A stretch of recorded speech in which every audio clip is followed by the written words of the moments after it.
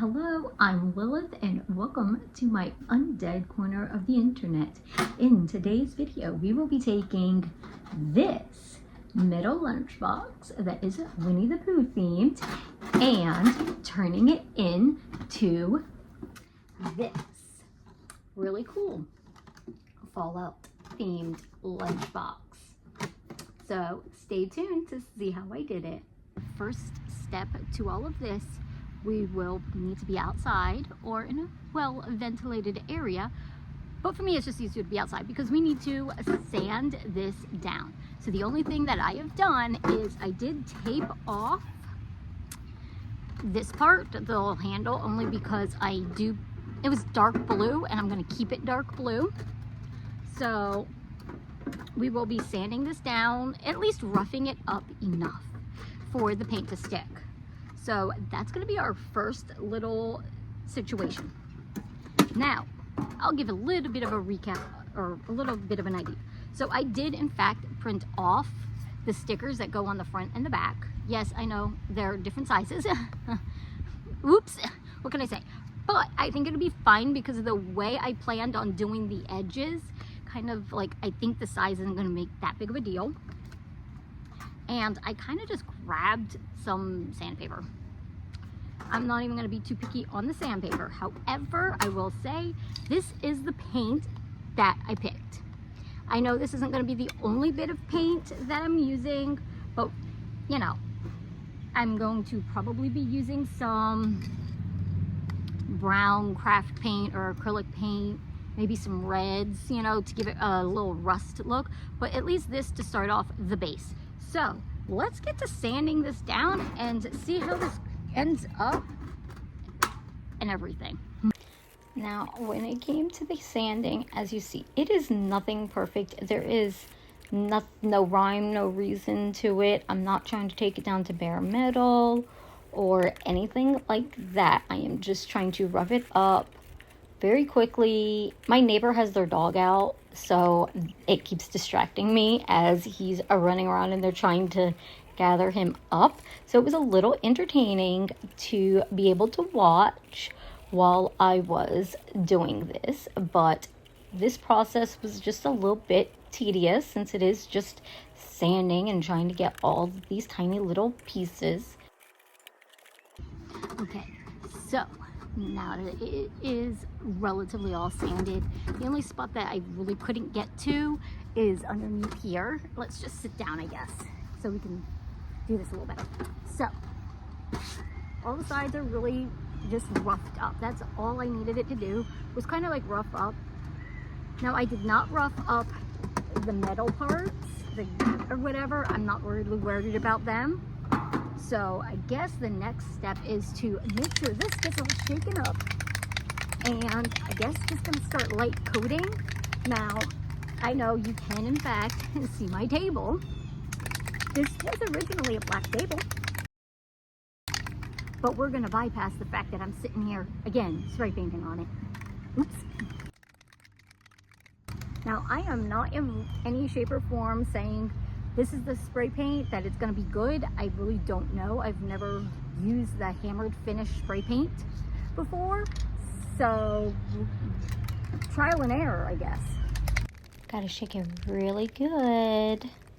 Alrighty, so I'm hoping, let me put this in here, only because I don't want it blowing away.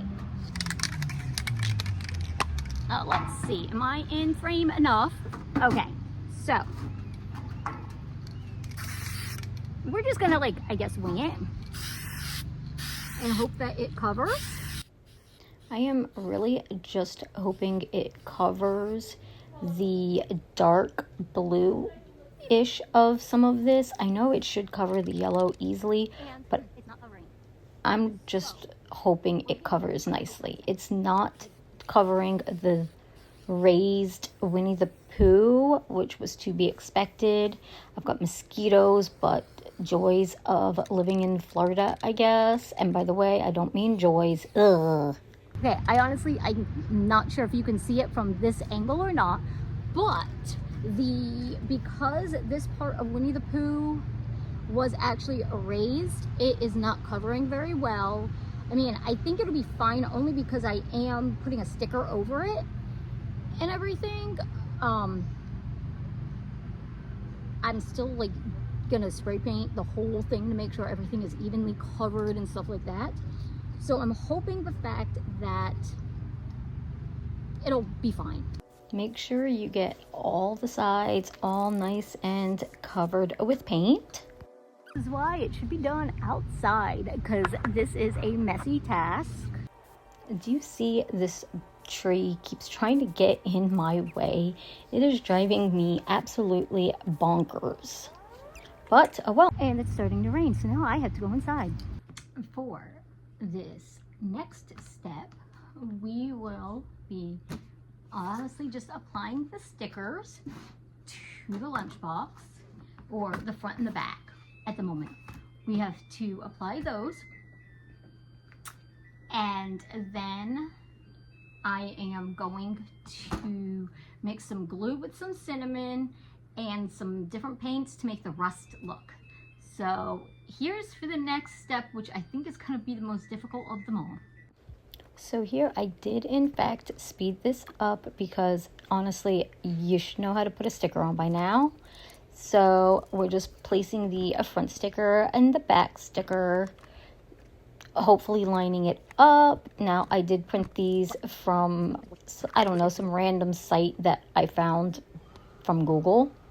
So, and you know, take that one at your own risk. These are the paints that I'm using, and cinnamon and glue to give the rust effect with the perfect coloring. So I am not measuring, I am just winging it, and I am mixing the glue in with the cinnamon to give that texture of rust, and then using the browns and red paint mixed together to give the color.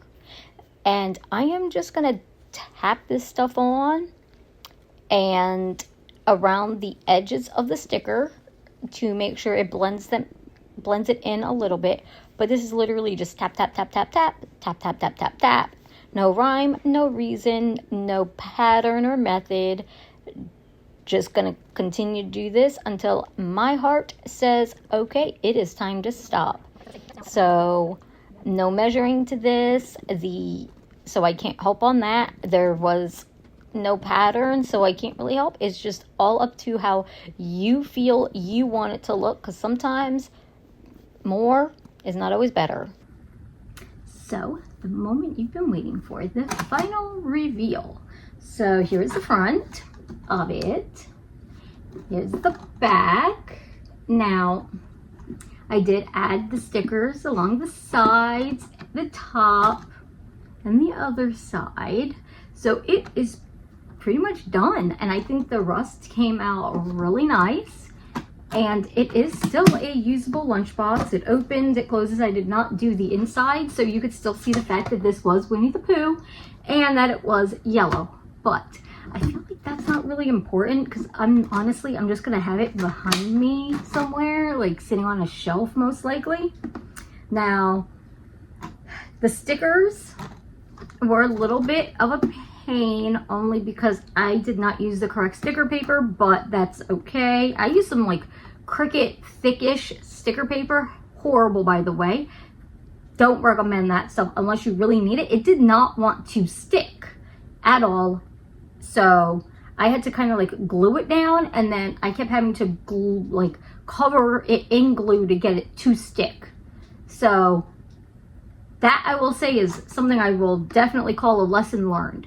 But what do you think? Would you make one of these? Let me know in the comments. And if you enjoyed this video to see how the transformation of the item, then you should definitely stay tuned, because this is going to be the next one that I transform into a Fallout themed vending machine. So this does in fact open candy can fall, or whatever. I'm thinking I'm actually going to use candy in here. I'm going to use the bottle cap candy, mainly because that's my favorite candy, and if you watch my live streams, You will always see the fact that I tend to snack on them a lot while I'm playing. So there is always that. So if you enjoyed the transformation from this being a yellow Winnie the Pooh lunchbox to this really cool Fallout rustic type of rusty type feel, then stay tuned because you never know. I honestly don't even know how this is going to turn out, considering obviously I haven't done it yet. But if you enjoyed this, consider sticking around. If you enjoyed it, then hit the like button. Comment if you're a Fallout fan. Would you try this? And, you know, you might as well subscribe, considering you don't want to actually miss to see what in the world I might be doing next. Because it may be Fallout themed, it may not be. Who knows? Because I don't know. I kind of just think of these things as I go. So I hope you have a great day, and I hope to see you next time. Bye.